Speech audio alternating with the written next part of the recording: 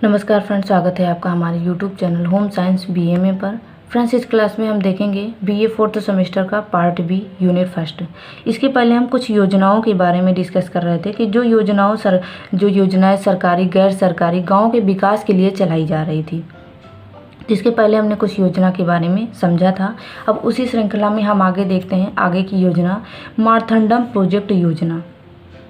यह जो योजना थी केरल की राजधानी तिरुवनंतपुरम से करीब 30 किलोमीटर दक्षिण में स्थित मारथंडम में 1928 ईस्वी में डॉक्टर स्पेंसर हे के द्वारा यंग मेंस क्रिश्चियन एसोसिएशन के तत्वाधान में ग्रामोत्थान की एक अराजकीय योजना शुरू की गई थी।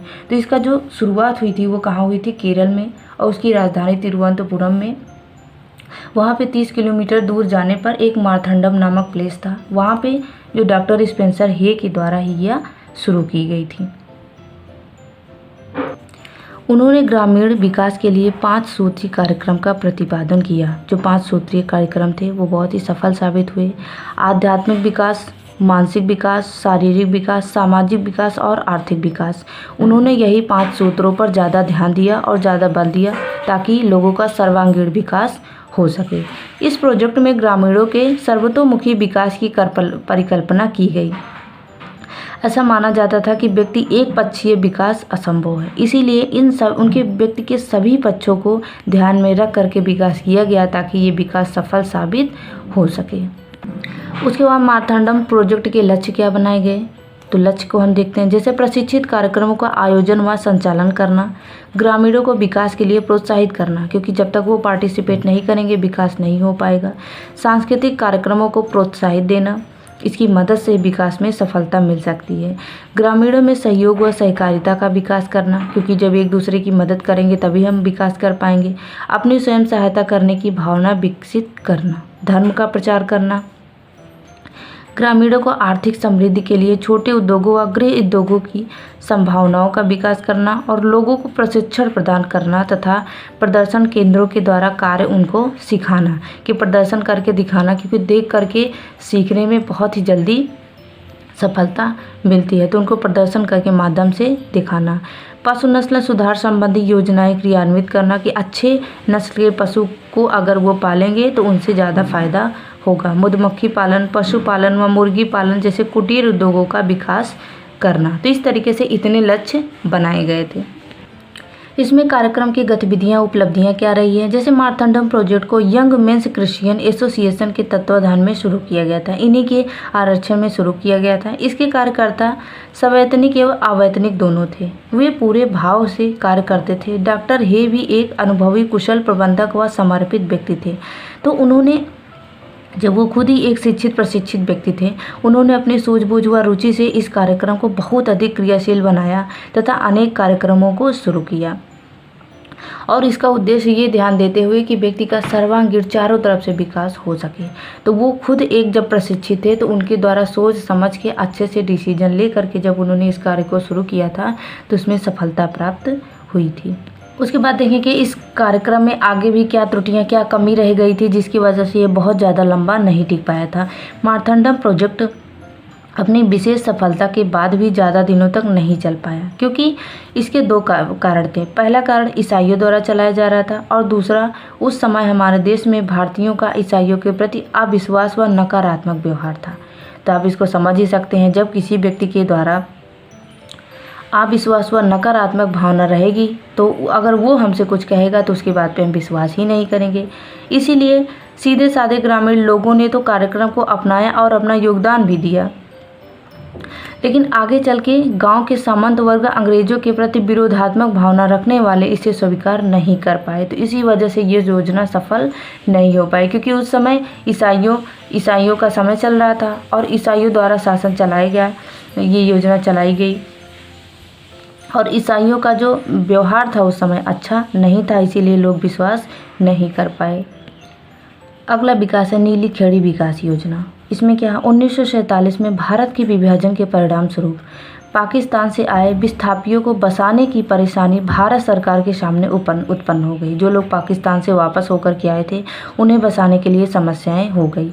हरियाणा राज्य के नीली खेड़ी क्षेत्र का विकास करके वहीं पर शरणार्थियों को बसाने की योजना की गई कि जो हरियाणा क्षेत्र में नीली खेड़ी क्षेत्र है वहीं पे उनको बसा दिया जाए। राज्य सरकार ने आर्थिक व तकनीकी मदद की और विस्थापियों को श्रमदान करने को कहा। तो इस तरीके से जो लोग पाकिस्तान से आए थे विभाजन के बाद, उन लोगों को नीली खेड़ी वहीं पे ठहरने का बंदोबस्त कर दिया गया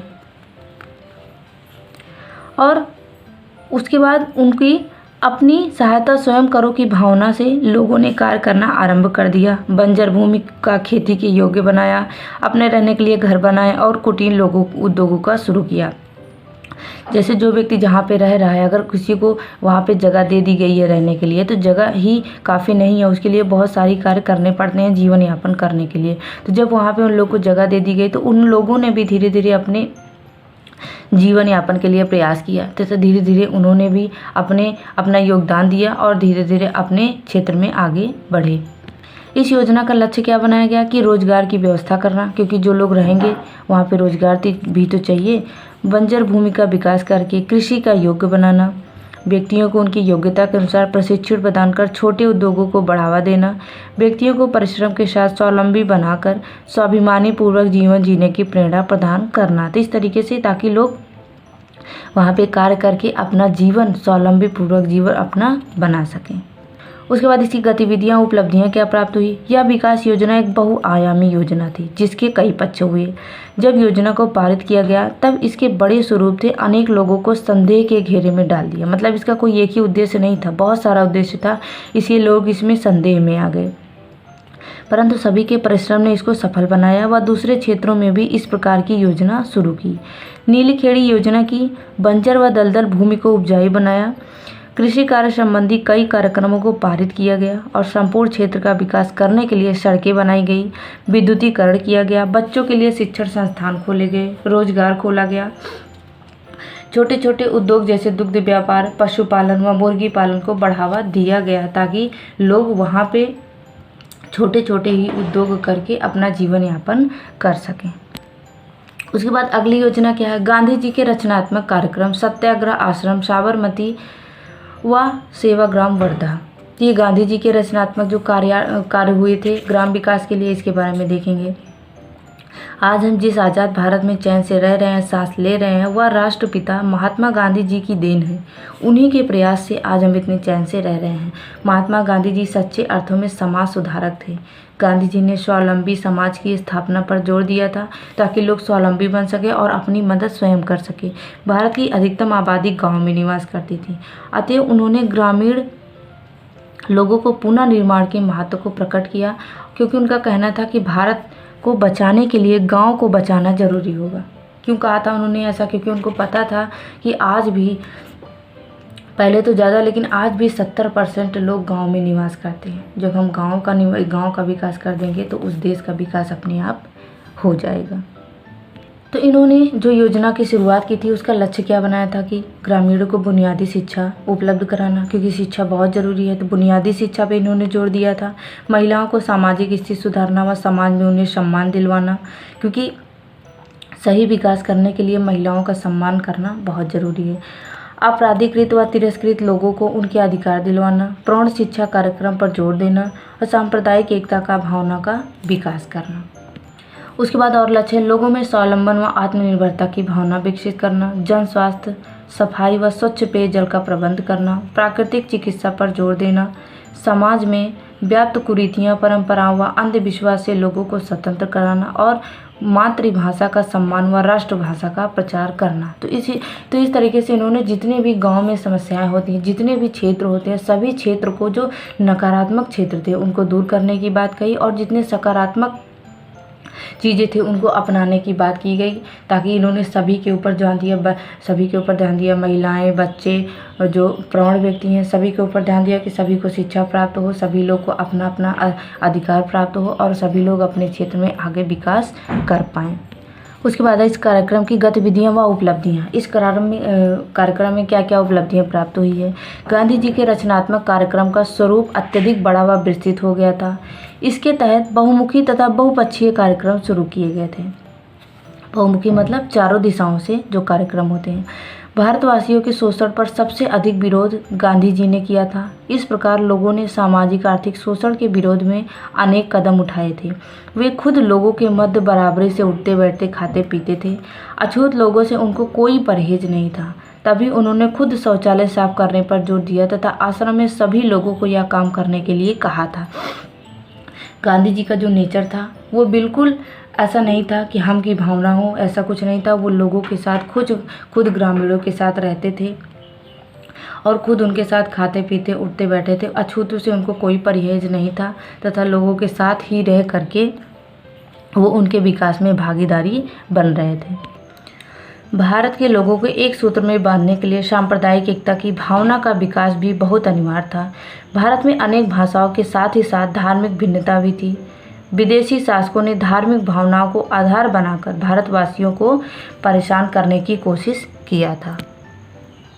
गांधी जी ने भारत के लोगों को एकजुट होने का आह्वान किया और एक दूसरे से धर्म के प्रति आदर भाव रखने पर जोर दिया तथा समस्त धर्मों की अच्छाइयों को स्वीकार करने के लिए लोगों को प्रोत्साहित किया ताकि वो समस्त धर्मों के लोगों को अपनाएं और एक दूसरे के साथ प्रेम भावना के साथ रहें, क्योंकि ये विकास के लिए बहुत ही आवश्यक था। तो इस तरीके से गांधी जी की ये योजना सफल रही तथा लोगों का विकास भी हुआ। अब हम अगली विकास देखेंगे, सर्वोदय। ये हमारी आखिरी विकास की कड़ी है इस कार्यक्रम में।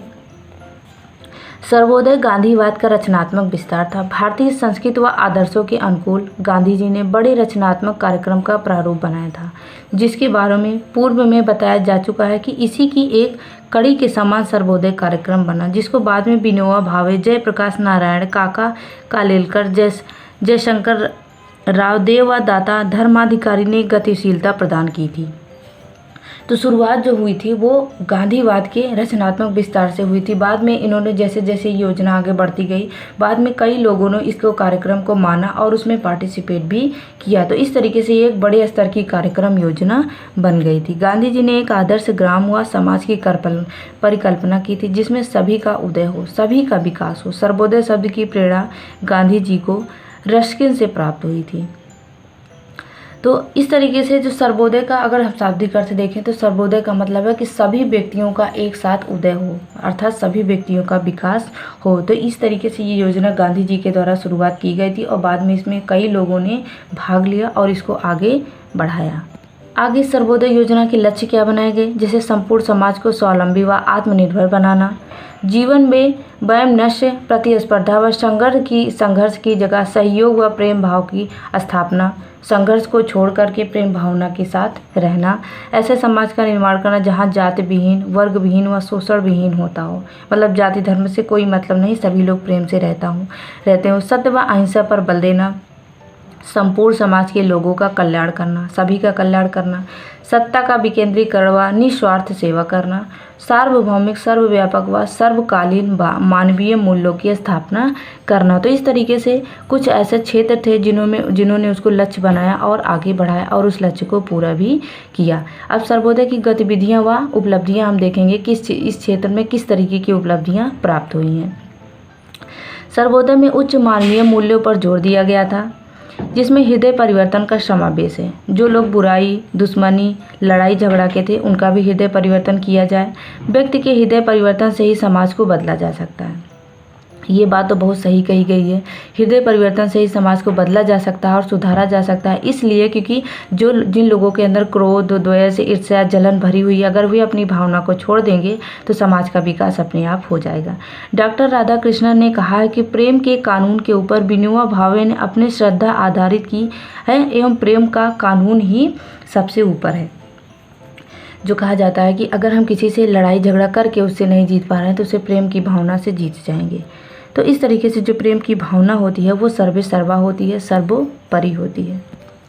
सर्वोदय के लक्ष्य को पाने के लिए जिन आधारों को स्वीकार किया गया था वे भूदान, ग्राम दान, श्रम दान, जीवन दान, बुद्धि दान व संपत्ति दान है। मतलब इसमें सभी जो सभी चीज़ें हैं जो सभी को प्रिय होती हैं, जिसके लिए लड़ाई झगड़ा करते हैं, उसको आपस में मिल बांट कर समझ कर रहना ही इसका आधार बताया जाता है। सर्वोदय कार्यक्रम के तहत भूदान के रूप में कुछ उपलब्धियां हुई थी, जिसे 1951 में आचार्य विनोबा भावे ने पोचमपल्ली गांव के भूमिहीन हरिजनों से विनती की कि हमारे पास कार्य अथवा भूमि नहीं है, अगर हमें कुछ मिल जाए तो हम सबका दुख दूर कर सकते हैं। विनोबा भावे का हृदय उनकी विनती सुनकर द्रवित हो उठा और उन्होंने वहां मौजूद जन समुदाय के समक्ष भूदान का प्रस्ताव रखा। तो इस तरीके से लोगों में आपस में प्रेम की भावना थी। उन्होंने एक दूसरे की भावना की कद्र की, एक दूसरे की बातों को समझा और इस तरीके से आगे विकास का कार्यक्रम बढ़ा। सर्वोदय कार्यक्रम अत्यधिक उच्च आदर्शों पर आधारित व नई कल्पना के लिए एक अद्भुत कार्यक्रम था। यह कार्यक्रम अपने उच्च आदर्शों की वजह से ही अधिक सफल ना हो सका। इसमें बहुत अधिक उच्च आदर्श बनाए गए थे, बहुत बड़ी बड़ी बातों को की गई थी, इसीलिए शायद ये उतना सफल नहीं हो पाया। अगर इसकी विफलता के हम कुछ कारण देखें तो ये कारण निम्नलिखित हैं कि ये किस वजह से ये योजना सफल नहीं हो पाई थी। जैसे दान में प्राप्त की हुई ज़्यादातर भूमि बंजर थी, इसमें भूमिहीनों की समस्या का समाधान ना हो सका, भू दान आंदोलन की सरकारी संरक्षण नहीं मिला था, अतएव भूमि का विवरण, रजिस्ट्री व स्वामित्व संबंधी कई समस्याओं का समाधान ना हो सका था। तो कि इस तरीके से उच्च संबंधी जब कार्य किए जाएंगे तो उसमें सफलता मिलने के चांस कम होंगे। इस आंदोलन में कार्यकर्ताओं का अभाव था। विनोबा भावे के सफल प्रयास इसे विस्तार नहीं दे पाए थे, क्योंकि वो अकेले कितना कर पाएंगे। भूमिहीनों के पास औजारों व उपकरणों की कमी थी, जिसकी पूर्ति के बिना भूमि का प्रयोग करना असंभव था। तो फ्रेंड्स, इस तरीके से कुछ ऐसे कारण थे जिसकी वजह से ये योजना सफल नहीं हो पाई थी। तो इस वीडियो में हमने एक एक योजना को विस्तार में समझा है, तो आप इस वीडियो को पूरा देखें, ज़्यादा से ज़्यादा लोगों में शेयर करें। वीडियो देखने के लिए बहुत बहुत धन्यवाद।